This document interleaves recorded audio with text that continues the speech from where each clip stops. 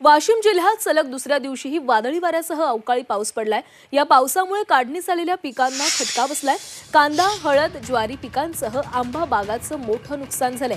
शेतकऱ्याच्या हातातोंडाशी आलेला घास हा अवकाळी पावसामुळे हिरावला गेल्याने शेतकरी चिंताग्रस्त झालाय। तर तिकडे वाशिममध्येही सलग दुसऱ्या दिवशी पावसानं हजेरी लावली आणि यामुळे कांदा, हळद या पिकांचं मोठं नुकसान झालेलं आहे। त्यामुळे सरकारनं नुकसान भरपाई द्यावी अशी मागणी या शेतकऱ्यांकडून करण्यात आलेली आहे। तर याच संदर्भात नुकसानग्रस्त शेतकऱ्यांशी संवाद साधलाय आमचे प्रतिनिधी गणेश मोहोळे यांनी।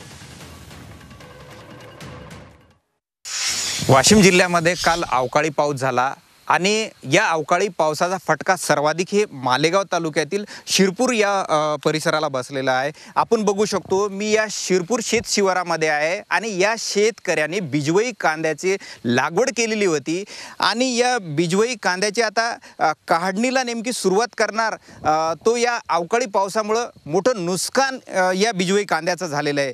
कशा स्वरूपाचा पाऊस होता व काय नुकसान झालेलं आहे? काल शिरपूरला एकदम अवकाळी पाऊस एकदम दुपारी 4 ते 5च्या दरम्यान पाऊस आला आणि सगळं उद्ध्वस्त करून टाकलं।